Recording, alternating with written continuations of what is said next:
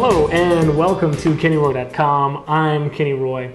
Welcome to this lecture. This talk is going to be talking about basically the new methods of animation. It kind of dovetails into the book, How to Cheat in Maya 2012, because I'm going to use a couple of examples that are from the book, but I'm going to talk about kind of like the ideas behind these new ways of capturing animation. This is the full talk that I was going to give at SIGGRAPH. There was, I think I explained this in the video mail, there was an issue with the flight. I arrived much later than I was supposed to, and I had to cut the talk very short. 45 minutes I think I had total, so that wasn't good. But in the end, it all worked out. I gave the talk, but I did promise all of you here at KennyRoy.com, I did promise you that I was going to show you the talk, so here it is. And let me just start with the background kind of behind this thinking.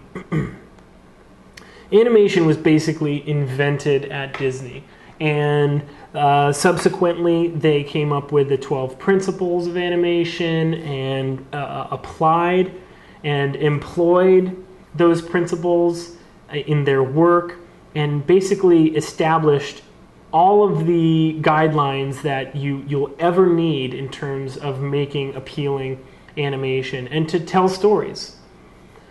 So this is not a talk about how to get away with not using those or to get around those, circumventing the 12 principles. That's ridiculous. But it started dawning on me recently that while we're using the 12 principles of animation, we're also still trying to mimic and replicate the methods that the masters of animation used. And that's great, that's good in some cases, but in others it's not. It's good when there is a new digital paradigm for having basically the same approach to a principle that gets you there. It's bad when you don't stop to consider if there is a new paradigm for creating the animation that gets you to your result quicker. Okay? So basically, back then, when they were inventing the principles, they also invented these ways of getting to the principles, making it so that they would work. But have we ever really stopped and asked ourselves, are we using all of the tools that are at our disposal in the most effective and efficient way possible to get the same results, to get those really high quality performances? And I would say the answer is no. Too often, I think we are trying to mimic their workflows digitally. And sometimes it works and sometimes it doesn't. Where it works is with principles that don't really too much rely on whatever system you're using. Like, for instance, pose. Right? Well, it's not really a principle, but pose. Okay. What you use, it doesn't really affect how good of a pose you create. You see what I'm saying? So it's kind of like if you have a pencil and you draw a good pose, and you have the computer, okay, and you create a good pose. It's almost as if that can stand on its own. But for something like arcs and overlap and anticipation and many others, and I talk about them in the book, you should check out the book if you haven't already. There's a lot of pages. I'm actually pretty surprised. Like 3/4 of the book is available on Amazon in their preview. There's like every 5 pages, there's like one missing. So pretty much the whole book is available online. It's actually kind of freaky. But check out the book for how Eric and I are approaching these new methods to get to the animation. And again, I'm not trying to say that we should throw out the principles, nothing like that. But I am trying to instill in my students, like at Animation Mentor, and you guys here, everyone. I'm trying to instill this learning mentality and this curiosity as to are we just going through the motions, or are we really being thoughtful and trying to come up with the best way to get to the best result? One example that is kind of the best example that I can give you that you'll know about, that I've already told you about, is inner monologue as a timing tool. If you've watched the cartoony lectures or the advanced workflow lecture, in the advanced or the intermediate cartoony lecture that's in the store, all of those I show you how to use inner monologue as a timing tool. And at the very end of that piece of advice, what I say is, it's not cheating to record yourself and take that piece of audio and put it into your timeline in Maya, and then all of a sudden you have basically kind of your inner monologue is almost like a click track where you can animate to those beats and those rises and falls, and you have that energy there to draw from if you do that. What was the paradigm for that back then? It was like a stopwatch.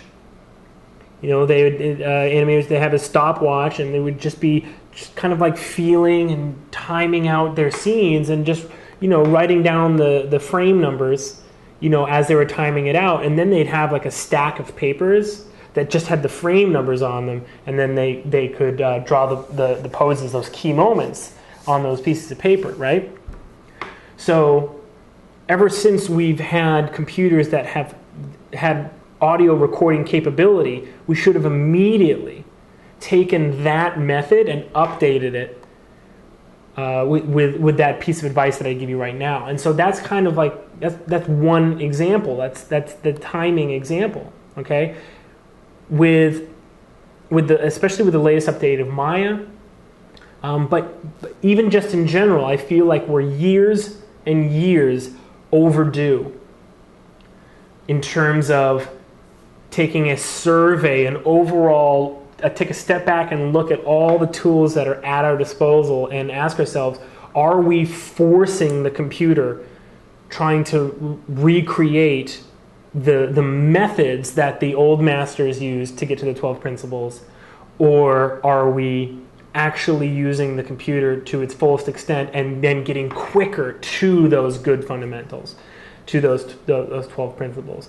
And remember, all of this is fully in support of good animation, the 12 principles, performance being king, all these things, okay? But again, I thought you'd go into that. Okay, so I'm going to show you the first example. The first example is a bouncing ball. So what we're going to do is let's just create a polygon. And I'd really love it if you guys tried to follow along. It'd be really good for you to follow along with this one. I'm going to make my timeline 30 frames long. All right, I'm going to set a key on 1 and 15 with the bouncing ball in place. I'm going to have it move over just a little bit. And then on frame 8, I'm going to raise it up into the sky like that. And see how quickly I just did that. Right? Really, really, really quickly. I'm going to constrain actually my timeline to 15 frames, and I'm going to hit play. Okay? So this obviously doesn't look like a bouncing ball. And what are those things that we need to make sure that we have in a bouncing ball? You know them already. First of all, you know what the arc should look like. That arc is basically defined by the spacing of the bouncing ball. So it's a nice parabolic arc.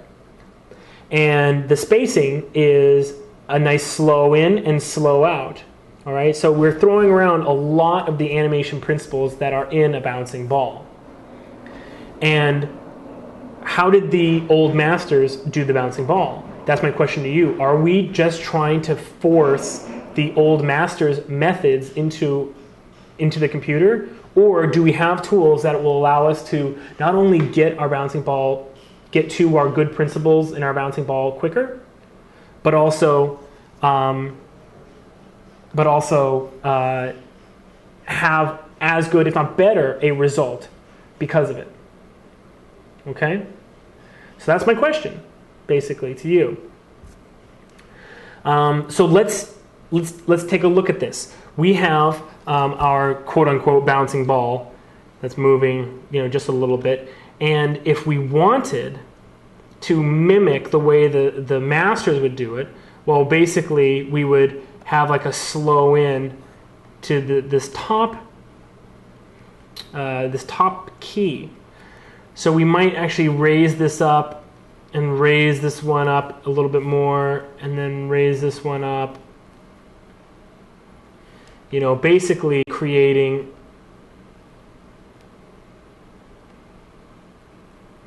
effectively a nice slow in to the top of this motion. All right, so now the first 8 frames have that slow in on the Y. All right. But that was tedious and needs to be edited, and not only that, it doesn't take into consideration anything that's happening in the x-axis. So that's not going to work for us, right?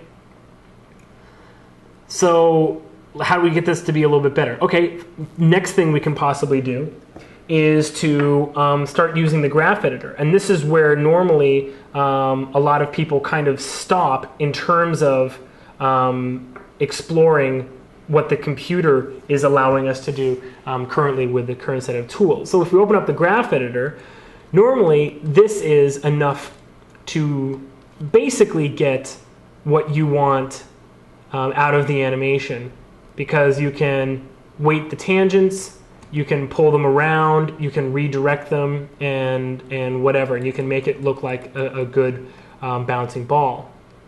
All right, but what I propose to you is that since basically what you're looking at in panel all the time is pose, and there's such thing as pose, even though there's no pose like within the bouncing ball itself, it doesn't have any limbs or anything.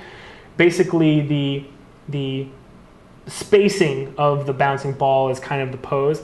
So when you're in panel, you're kind of looking solely at pose and composition.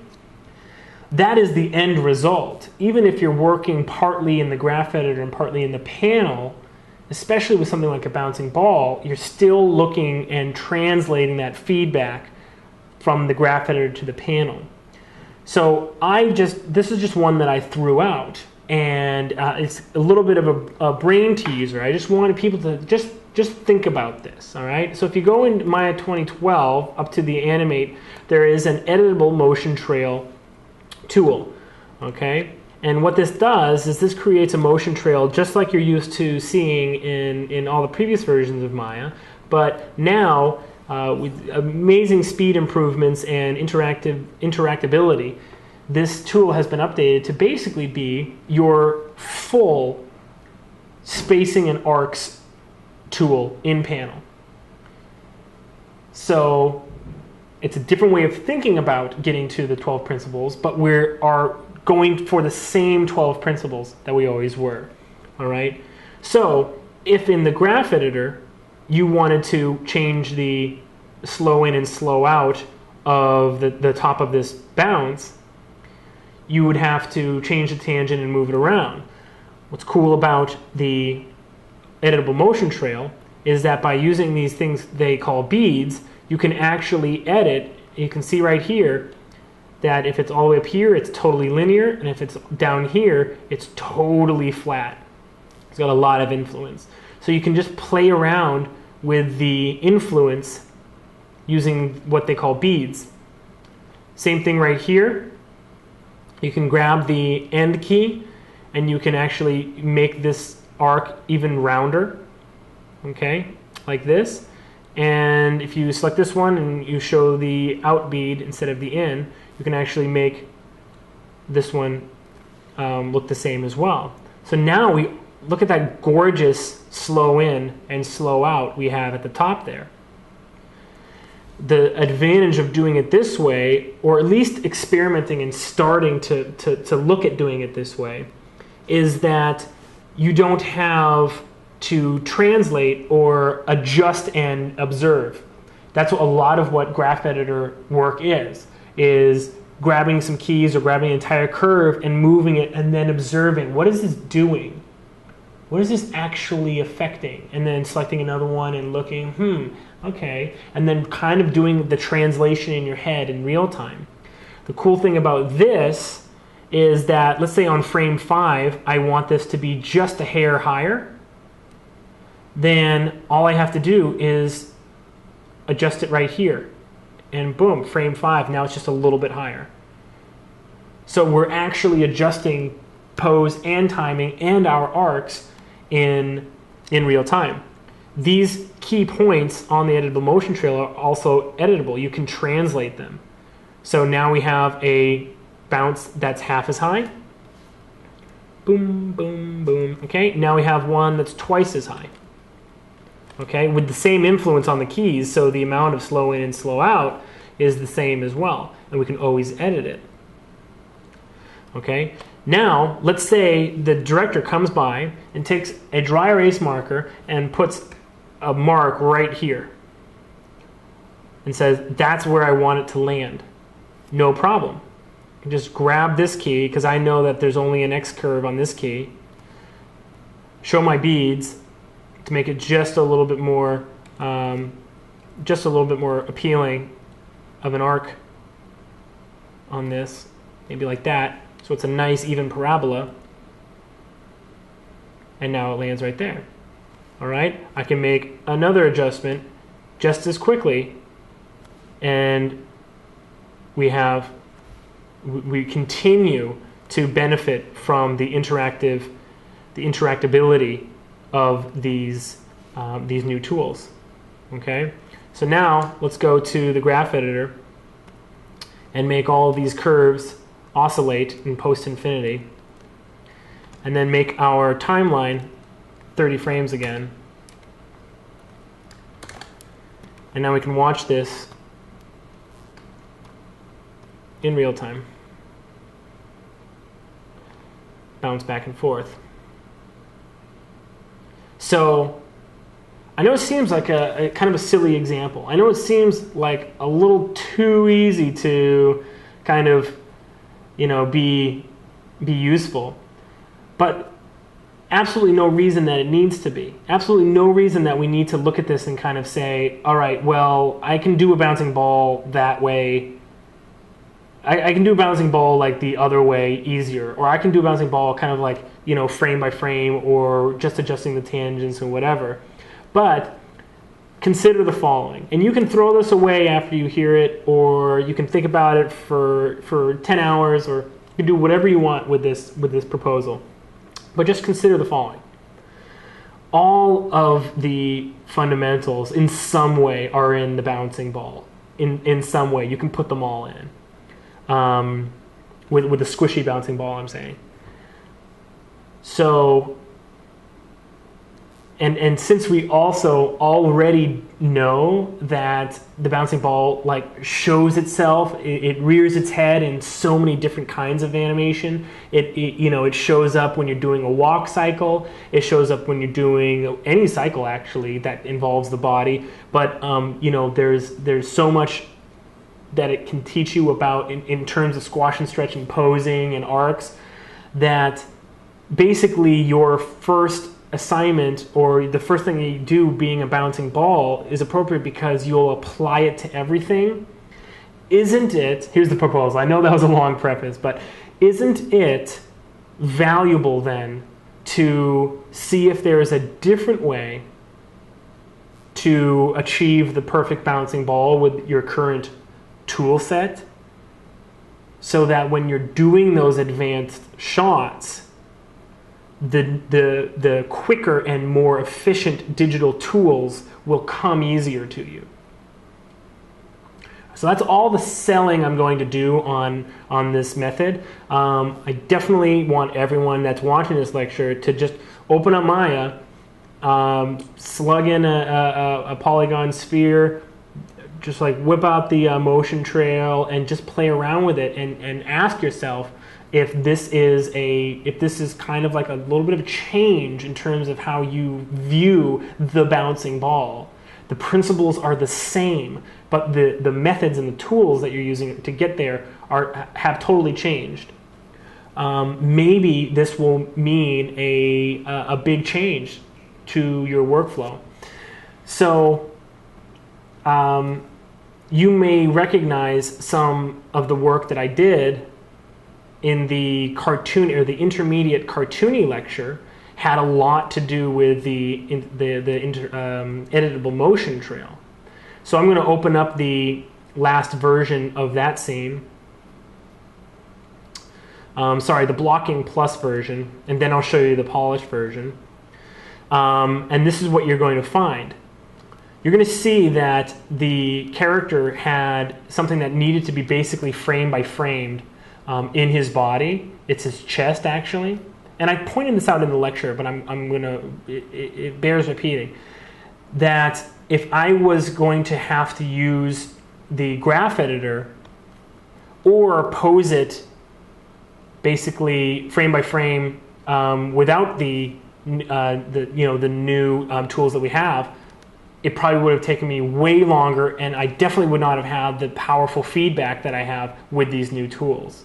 All right, and I know I'm sounding like a Maya salesman right now, but I'm actually really trying to get everyone to think about how they perceive the process of animation, and not just blindly say like, okay, well, the pros would then use an X sheet, so let me go find an X sheet.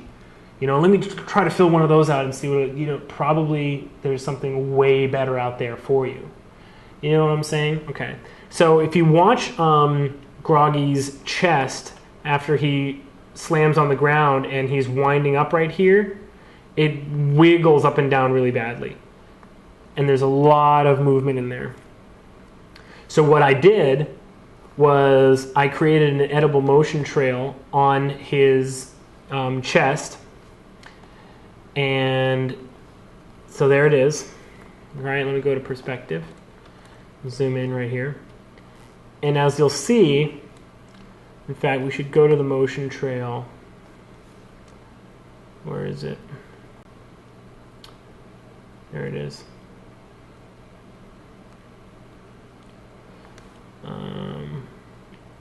Just grab one of these.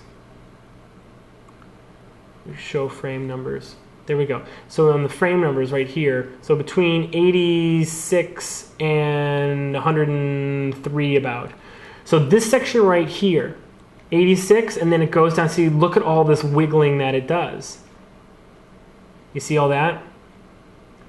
So not only can I fix this animation by using the motion trail, but I have interactive feedback to fix it as well. Okay? And why is that awesome? Because look, I'm not even on frame 94, I'm on frame 101, and I can just fix this motion trail right now.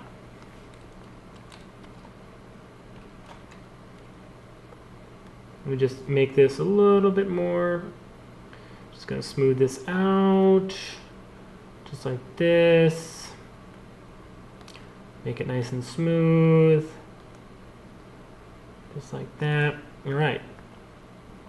All right, so now it's kind of hard to see in motion at speed, but now if you watch its chest, it's this nice smooth arc through these frames, through this section right here.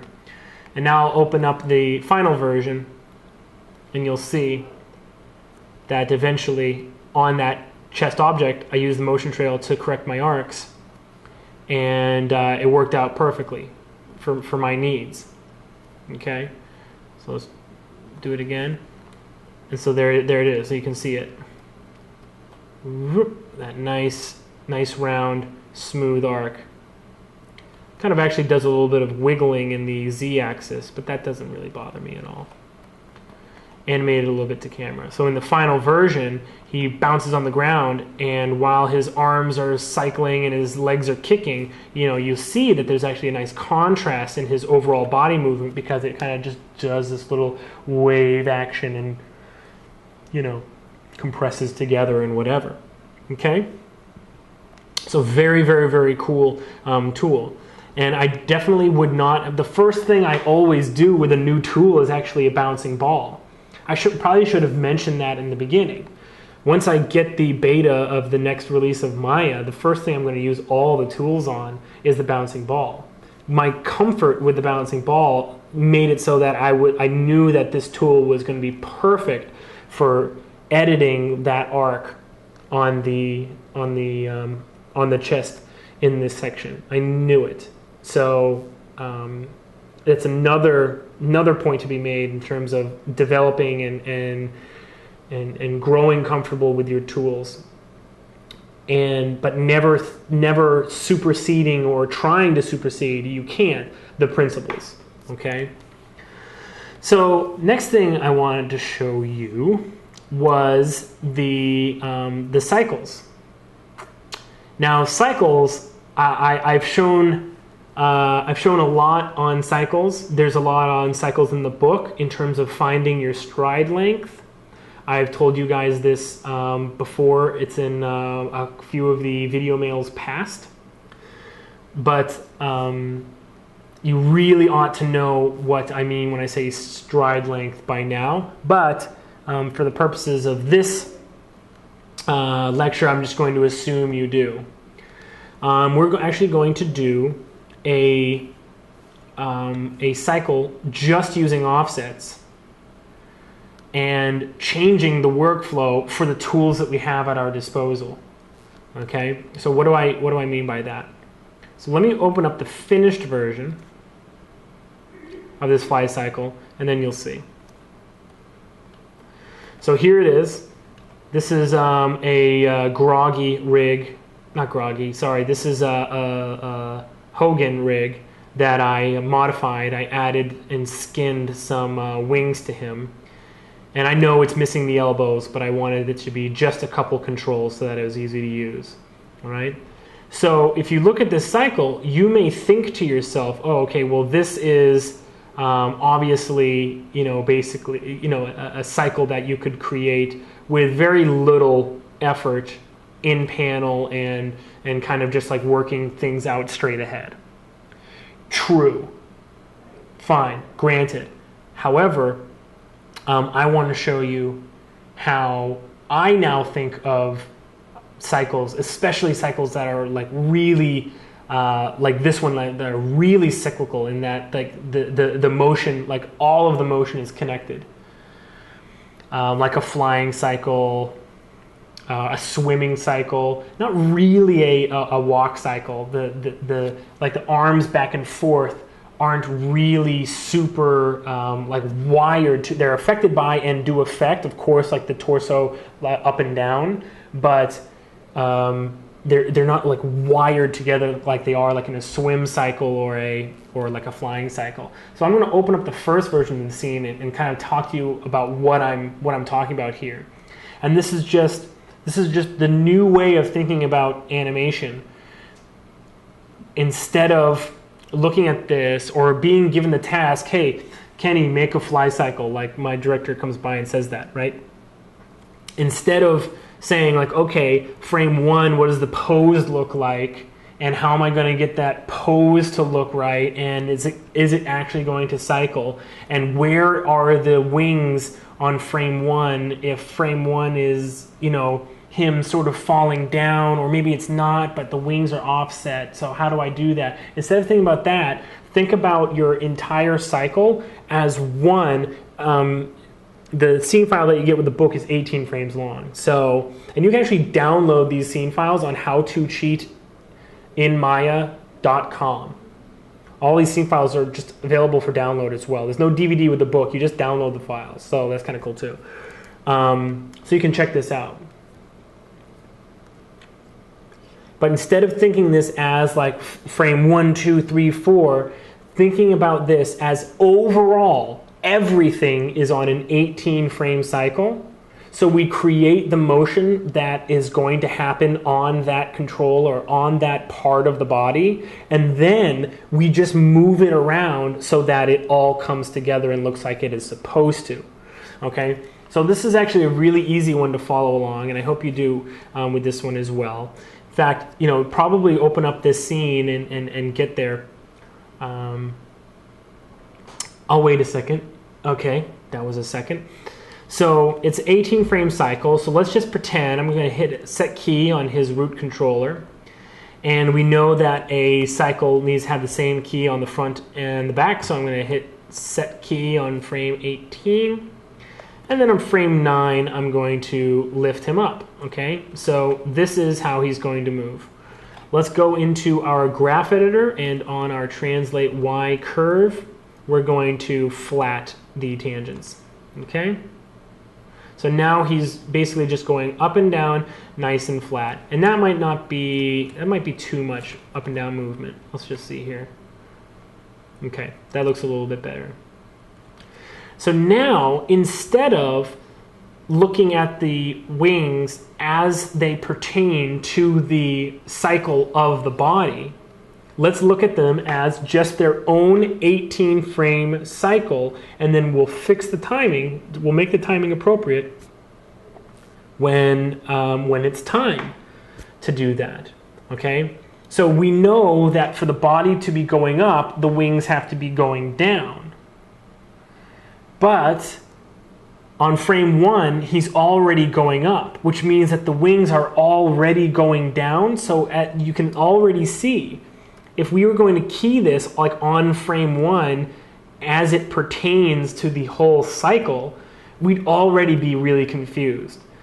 Because like here's the wing up, here's the wing down. Where is it supposed to be? I guess it's supposed to be going down, but how far down is it going to be by this frame if he's already moving up? It shouldn't be completely down, right? Because then the wing is going to start going up while he's going, so that's not right. It shouldn't be maybe halfway down. So already you start to see how thinking about a cycle in terms of like the frames you have in front of your face can be really wasteful and slow, okay? So let's think about it in terms of what animation is going to be on these wings that takes 18 frames, but then we can fix later. So I'm just going to key the wings up, and I'm going to key all 4 controllers that I've given you here. Set key on frame 1, set a key on this one as well. Let's bend them up a little bit. Okay. Then the right wing, or the screen right wing, I guess this is his left wing. I'm going to set a key right here as well. Just bend them up. And they don't have to be symmetrical either. Symmetry is bad anyway. So just kind of eyeball it. I'm totally happy with this. This is fine. Okay. I'm just going to grab all 4 of my controls and key it on frame 18 as well. Remember, they have to be the same key because it's a cycle. Then on frame 9, I'm just going to pose these downwards. I have auto key on, but if you don't have auto key on, you're going to have to set a key on all the controls, and that's okay. All right, I'm just going to have these kind of curling downwards like this. Okay. I'm going to set these just a little bit differently. And I can move the arms out of the way as well, so probably want the wings to look good, and we'll make the arms work later instead of like posing the wings around where the arms are right now. Okay? So now, this is what I have. And it's basically completely opposite to his body motion. So that doesn't really make much sense because that's almost kind of like how a butterfly works, right? A butterfly kind of, the wingspan is so great and the body mass is so small that a butterfly almost kind of, its body almost stays completely still while the wings are doing all the work. So that's not what we want. Let's now fix it. It's this simple. We're going to grab all of these controls. we're going to go into our graph editor. We're going to flat these tangents, okay? And now we're just going to shift middle mouse drag, left or right, depending on the result that we want, all right? So let's watch it. One nice thing is that Maya actually lets you do keyframe adjustments in the graph editor while it's playing. So right now, it's basically completely, totally opposite to the body movement. So we want it to happen basically before the body movement. So let's try 2 frames. Right, 2 frames looks okay. Let's try 3 frames.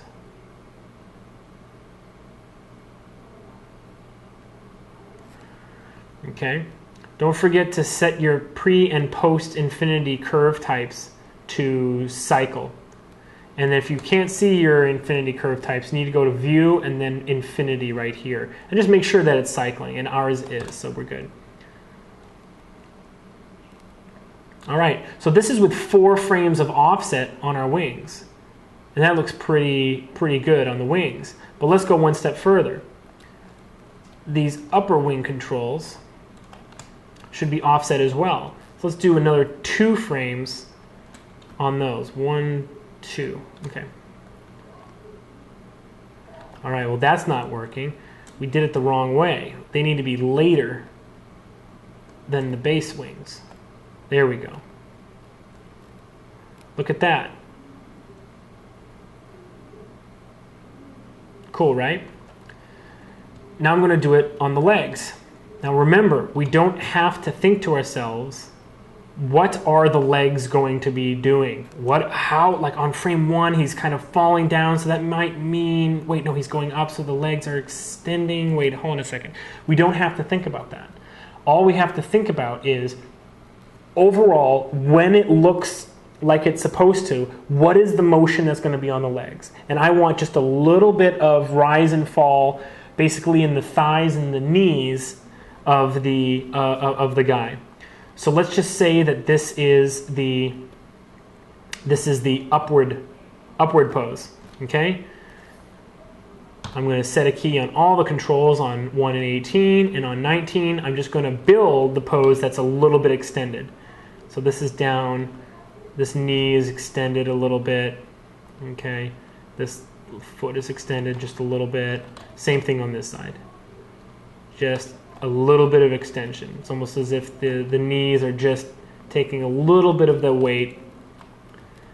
And now we're going to grab all these controls one more time. Okay. Go into the graph editor. Make sure that they are all flat. Set our pre and post infinity curve type to cycle. And now we're going to watch it. It's really very subtle. But in fact, I probably should make the upward pose, this one, a little bit more dramatic so you can kind of see.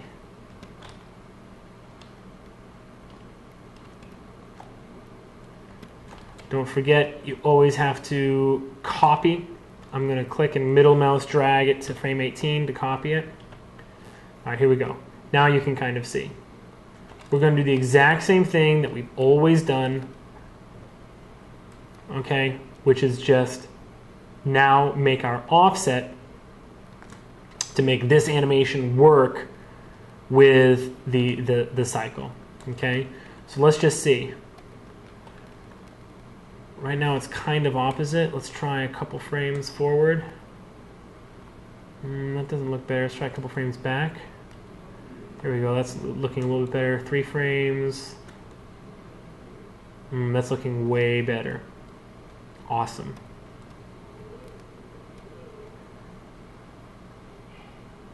You see that? Isn't that dope?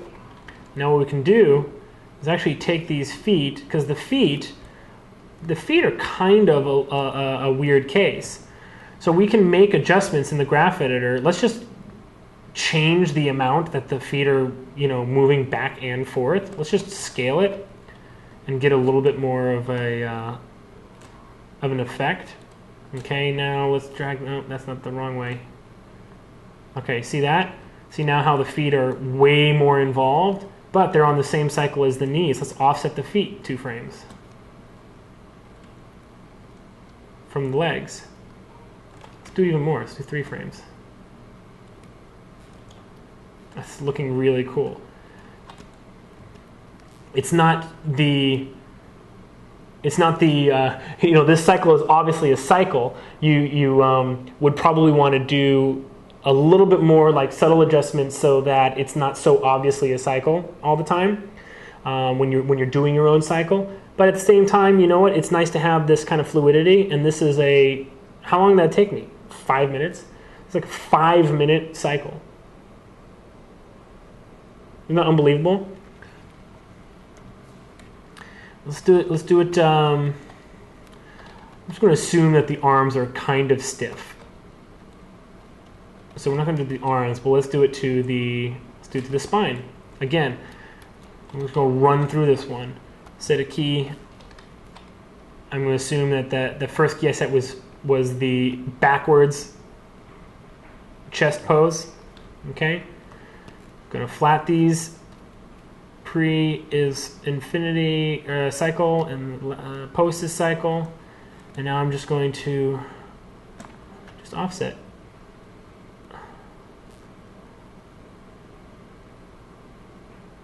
There we go. That's not looking as big as I want it to be. There we go. Even more. Very cool. But I want them to be leaned back more in general. Too much. There we go. Nice. Let's do his head. Real quick. Easy. Looks like his neck actually has more to do with his head position than his head control does. Yeah. Okay. So I'm just going to do his neck instead.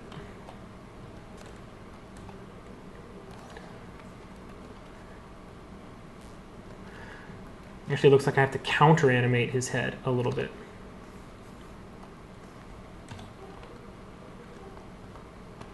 Flat these. Again, pre, cycle, post, cycle. It's getting, you know, it's getting a little, it's getting easy to predict what I'm about to do, isn't it? Just building in.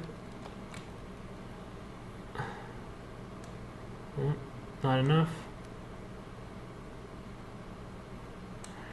Probably overall just too much, so I'm just going to multiply equals 0.5 on that.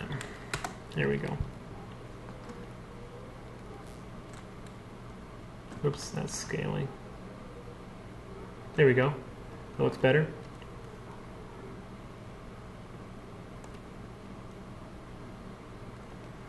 All right, so check that out. Look what we just did. Is there any way at all, and here's the question, here's like the $1 million question, is there any way that looking at this character and setting like your first pose on frame 1, right here, you'd ever be able to like intuit, like, okay, he's going up, okay, so he's starting up, which means that his flap is about a quarter of the way done, maybe halfway done. Okay, so what does that pose look like? And then posing all of these, you know, all these controllers on those keys on frame 1. And then, all right, it goes up and then, all right, posing this one. All right, so he's halfway up. All right, so this needs to bend and whatever, and doing overlap on the ends, the tips of his wings. And then again, going on frame 1, it's like, okay, his legs, I want his legs kind of like, you know, kind of like feeling that weight. So should I, all right, so, you know, see what I'm talking about? It's like, when you think about it, it's a backwards way to approach a cycle. The good old, you know, traditional hand-drawn methods. And I really feel, you know, I really pity those guys that had to do a cycle like this, because they had to fight and work so hard to get to those awesome fundamentals. Can you imagine watching your cycle back after you've drawn it and seeing like a huge hitch in the in the like the squash and stretch on the body. You know what I mean? It might mean you have to redraw like 6-7 frames towards the end or the beginning of your cycle, just because it's like, oh, I didn't have anything to go on. You don't need anything to go on with this method. All you have to do is think about all of the parts of your body as they pertain to the cycle. So if the cycle is forward and back, what are your shoulders going to do? You know, they're going to basically roll a little bit back and a little bit forward. So just key it on 18 frames and move it where it needs to be, right? You see how this is a new way of thinking, but it doesn't get rid of the fundamentals. I say I pity the old masters, and you know, I know some animation students would say like, oh man, you shouldn't pity the old masters. They'll animate a circle around you, and they would. Okay, that's not what I'm saying. I'm not saying like I'm a better animator, right? What I'm saying is that the fundamentals we're going for that nice weight in the legs. We're going for the nice overlap on the tips of the wings. We're going for the exact same quality, and it's at our fingertips with new tools. That's all I'm saying. And so take a look at this. If I select all my controls and I go to the graph editor, you'll see that everything is slightly offset from another, right? But let me do this. I'm going to set a key. I should turn all of these to auto. Okay. I'm going to set a key on every single frame. Actually, you know what? Better than that, I'm just going to bake the animation. All right. So I'm going to go keys, bake, sample by 1. There we go. All right, now everything, let's just make it smooth. There we go. And I'm going to turn off infinity. All right, there we go. So here are your values. And one more time, if it wasn't clear enough before, that it would be just like impossible to envision these values if you were posing from frame 1 to frame 18 in panel before, then it should be super clear now how much faster this gets you to the exact same result, or to a better result. I argue that if you're going to be doing a cycle, especially one that's complicated like this, where it has like moving parts that are related to each other, like the wings going down actually control how, you know, at what frame he moves up and down, then I would argue that this method gets you there better, quicker. So that's what I mean by the new animation methods. Use the tools to get to the same result, and don't feel married or restricted or an obligation. We love the masters. Yes, of course. We love the masters. And what we should take from them are the principles that they've given us to really lock in solid performance. But we should not be, you know, getting out a stopwatch now that we have the timeline. No way. This is useless. The stopwatch is useless. You know, and it sucks. I know. You know, I feel the nostalgia when I watch old films, just as much as anybody else. But if we are going to advance the art and we are going to be more and more creative, then we need to embrace the tools that have been given to us. So I'm going to show you one more scene. This is also from the book. You can check this out, How to Cheat in Maya.com. And this is, I did not have time to show that fly cycle animation to the SIGGRAPH, the Autodesk student event. But I did show it on the exhibition floor. I gave a couple talks at the AMD booth. But I did show them this one, so this is another familiar one to all the new members that came from the SIGGRAPH talk. You'll recognize this one, but I'm going to talk a little bit more about it. So I'm always talking about secondary. In fact, the secondary lecture is probably the most valuable lecture in the store, mostly because I give, I think, something like 100 examples of secondary action, that you can use, and you can mix and match and combine and whatever. But if you haven't seen it, basically the gist of it is this. Secondary action is the window to subtext. But a lot of times we don't have the brain power really to be able to figure out how to get that texture and how to get that the contrast, the big with the small, and create the performance, but also get like the physics and the mechanics in there as well. Especially when you're polishing, it's really super hard. So what I propose in this sheet that's in the book, but also right here in front of you, is that if you can think of a secondary action that you can create in a layered fashion, then it doesn't have to affect your scene, and you don't have to destroy your scene or fill it up with keys that basically locks down your animation, too early, or at all. Really, in the end, you don't have to do that at all. You don't have to feel stuck with all of these keys filling up your scene. Okay, so this is how to do that. This scene basically has this character who's sitting the story was he's sitting at a library, he's waiting for somebody, but then someone, like a girl he's very interested, walks in, and he watches her walk by, and then he thinks about her. Okay, and one of the most powerful ways to color, I like to call it secondary action, is to stop it. Basically, when you're doing a secondary action and you're clearly, this is obviously something that takes a little bit of brain power, and someone says something that's really shocking, and you stop, all of a sudden, like, all the eyes right to the face. And it's the window to subtext. Basically, like, why did I stop? Obviously, something was said that really affected me.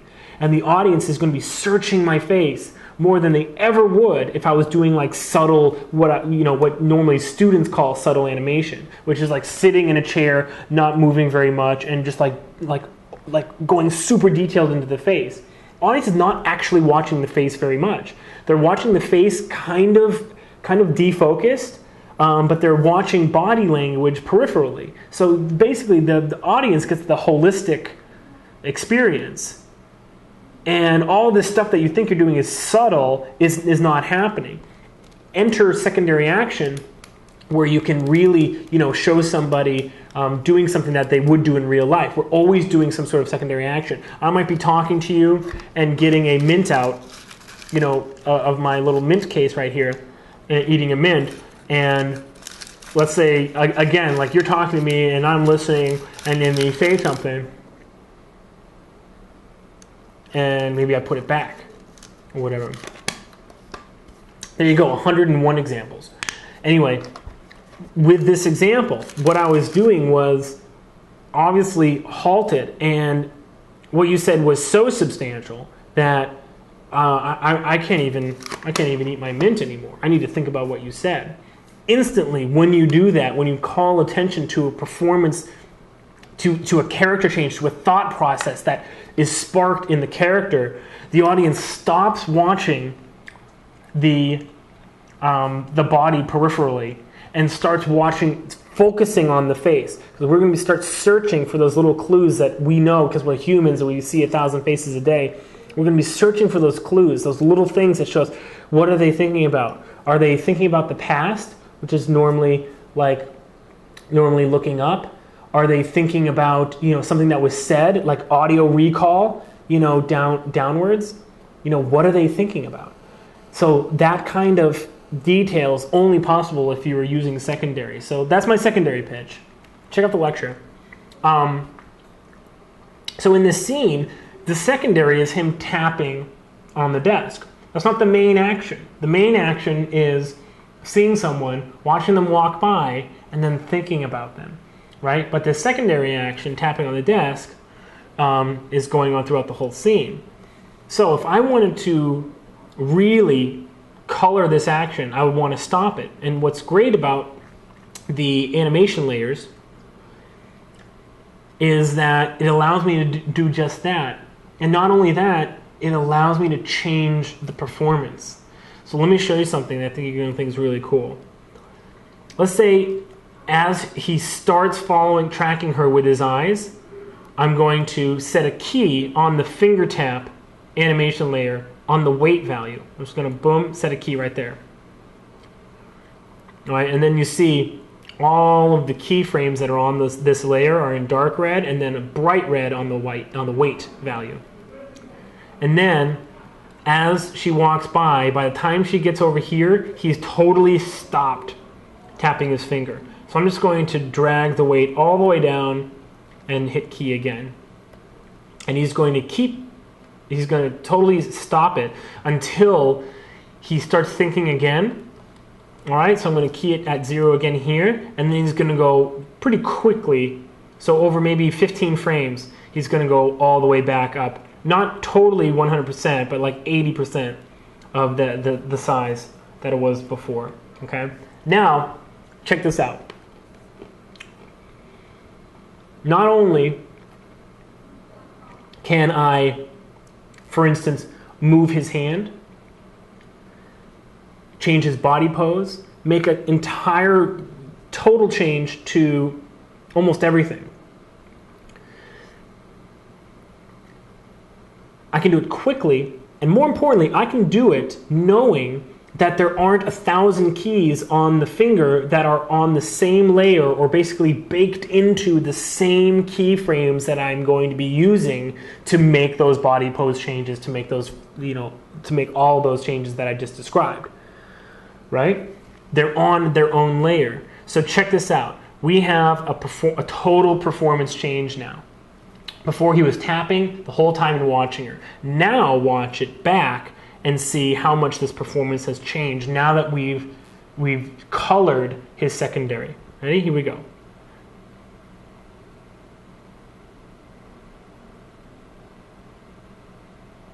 How awesome is that? So he's just tapping, thinking, then sees her, and then, he's paying attention because we know that finger stopped moving, and then he goes back to thinking and starts tapping again. How awesome is that? Now, how hard would it be if we had all of those frames, again, like all those frames on these controls, or sorry, keys on these controls, and we were asked to make a pretty major change. Like for instance, the director says, I like that he stops tapping his finger, but what I'd like is for him to look up and before he starts tracking, instantly stop. And then as she starts walking by, then kind of bring it back.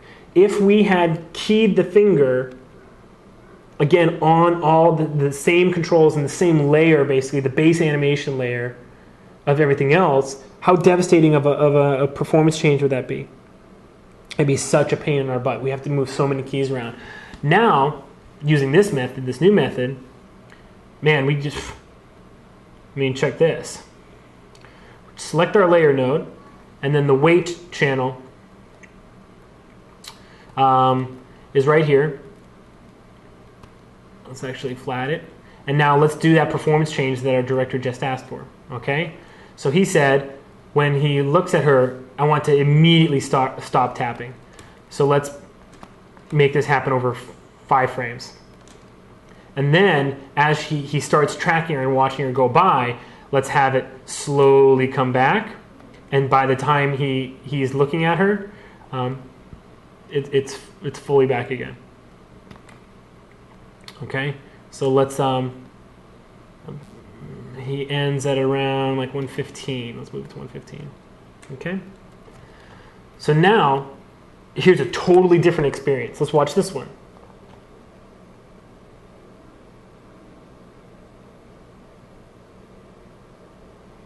Isn't that weird? How just a tiny little difference to the coloring of the action changes everything. Now it looks like he instantly recognizes her. Before he was looking up and then it was kind of like a thought process was happening. Oh, that's oh, wow. And like while that was happening, he was kind of like losing the finger motion. Now he looks up, oh, it's her. And then as she walks by, he starts plotting. It almost feels like he's plotting, like, I should probably say something, or what should I do? And then he looks down. Totally different experience. Let's watch it again.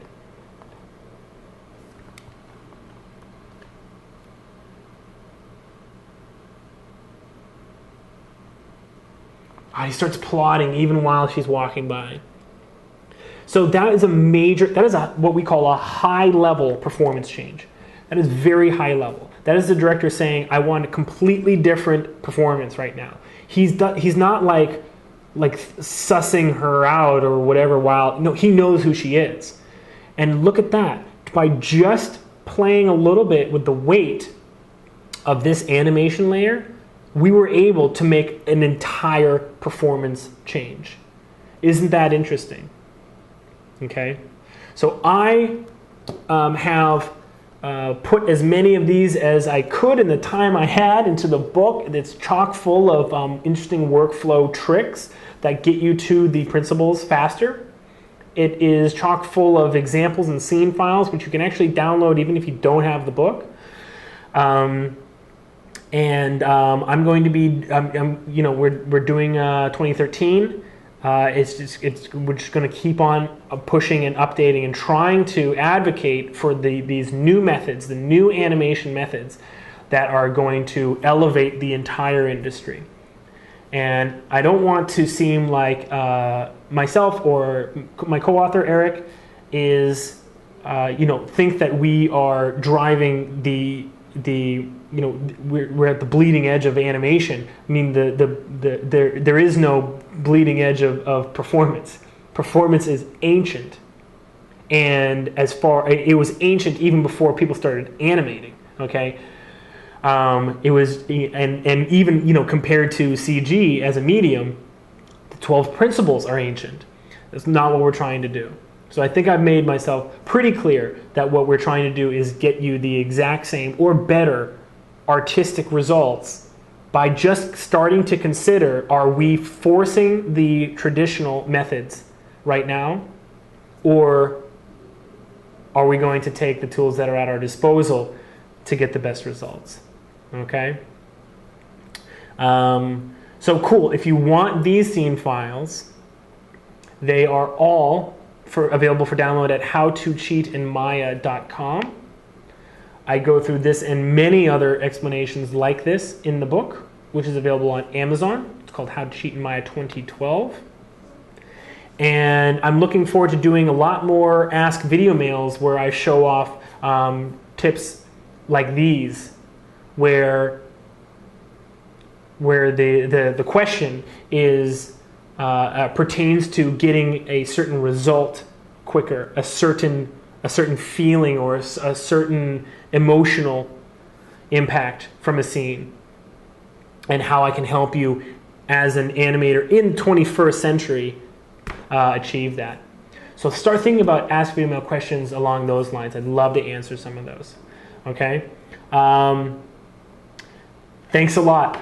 I know this lecture would have been a lot more fun if you were seeing the whole big crowd and the big conference room projector and all that stuff, but alas, I only had 45 minutes to run through all this last time, so alas, here we are. But thank you for being patient, and I hope you got a lot out of this, and start thinking of your new animation methods as well. And the last thing I want to say is share them with everybody. Go into the forums, go onto your Facebook, anything. And when you happen upon a new way to get to that awesome result, share it around. Don't hoard it. Don't cover it up. Don't hide it. You want to know why? It's because the industry favors and really rewards those who contribute and give back. And it may be as small as you sharing like this one idea you have, and someone who's really in a pickle in production has a huge deadline looming, and you help them out. The next time that there's a job opening at their studio, they're like, you know what? That guy or gal had an awesome idea, and that really helped me out. I want them here. They should be sitting in this team, because how much awesome, animation is going to come out of all of us if we're all thinking like that. It might be that small, or it may be you get you come up with something that no one has ever thought of, and it just is like the best method for a long time to get this amazing emotional response or something like that. Then you will literally have your pick of studios. You will literally have your pick of jobs, and you will be remembered for your contribution. I know it seems like a long time ago now, but Jason Schleifer and his work on the face of Gollum, is legendary. It's just going to go down in history. There's no reason why you can't have as significant a contribution. It's not like all the contributions have been done. So that's my encouragement for you. I really just want everyone to have fun and just feel like you're a part of something bigger. And this is a great way to do it. So start thinking of those new animation methods. Don't forget to request resources in the resource wish list form that's in the forums if you have an idea for a lecture that you want to see. And keep submitting those Ask Good Email questions, because I love answering those. Support each other, work hard on your animation, and as always, rock on.